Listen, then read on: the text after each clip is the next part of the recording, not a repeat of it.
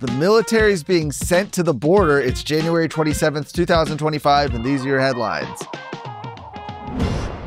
As the Trump administration continues sweeping measures to undo the damage at the southern border caused by the Biden administration's policies, Governor Greg Abbott has directed the Texas military to work with federal authorities to secure the border.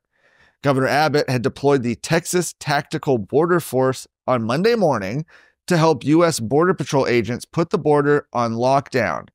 The force, which departed today from Fort Worth and Houston, includes over 400 soldiers, C-130 gunships, and Chinook helicopters to support the thousands of National Guardsmen already at the border. The governor stated that Texas has held the line against the Biden administration's worsening of the crisis over the past 4 years, as well as their neglect of American citizens. He explained that the country now has a federal government that is geared toward ending the border crisis.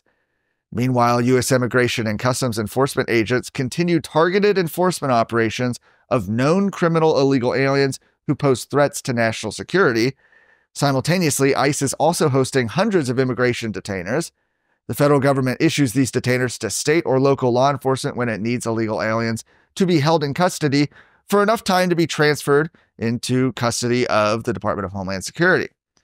ICE is also, by the way, releasing these daily enforcement updates. You can see them on X. Since January 23rd, its targeted operations have resulted in the arrest of over 2,300 illegal aliens.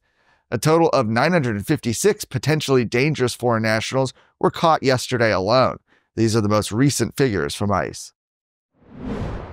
While the Texas House has continued to move at a slower pace, Governor Greg Abbott's announced his plans to deliver the State of the State address on the evening of Sunday, February 2nd. Mark your calendars. Now, following a pattern from his recent addresses, the speech will be broadcast statewide on television, providing an opportunity for Texans to hear his legislative priorities. This year's address, scheduled for the 20th day of the legislative session, is earlier than the previous session speech, which took place on the 38th day. Abbott said that Texas is the blueprint for America's future, and that this 89th legislative session brings new opportunities for the Texas legislature and statewide leaders to strengthen our national and global position as the beacon of economic opportunity, prosperity, and individual liberty. From becoming the 8th largest economy in the world to safeguarding the freedoms that make Texas great, we are working tirelessly to accomplish what seems impossible.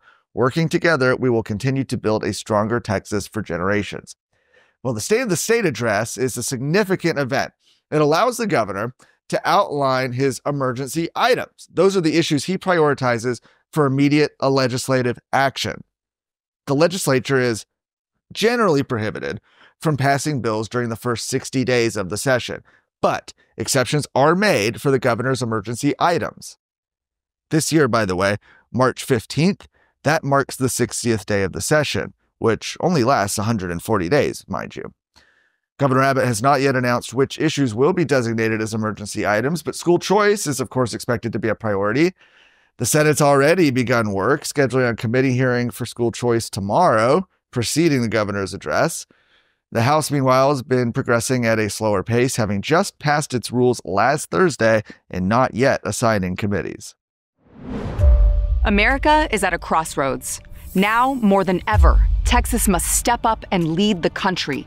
We don't have time to mess around. The only way to save America is with a strong Texas.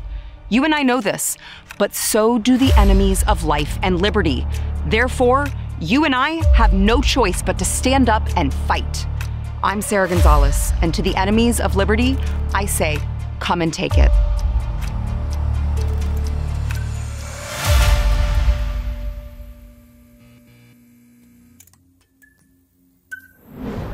The Harris County Housing and Community Development Department revealed it had spent over $2 million in 2024 paying for legal services for illegal aliens. The services are also available, by the way, for illegal aliens with criminal records. Now, Harris County first spent $2 million launching the program called the Immigrant Legal Services Fund in 2020 and has been making payments to the fund ever since. ILSF provides free legal representation in Harris County for people facing deportation from Houston area detention centers. They say that the goal of the program is to create a system in immigration court where everyone who needs an attorney gets one regardless of the strength of their case or the person's criminal record.